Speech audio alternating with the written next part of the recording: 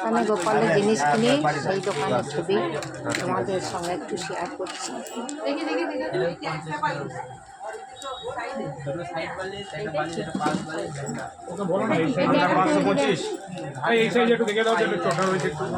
দেখুন এখানে আছে তো,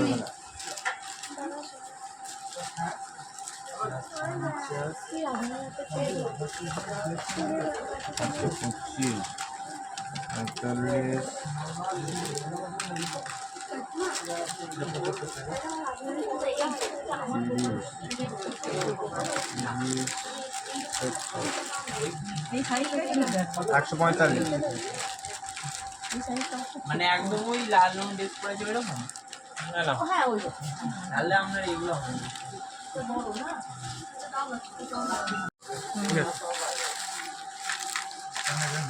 যে দোকানে গোপালের জিনিস কিনি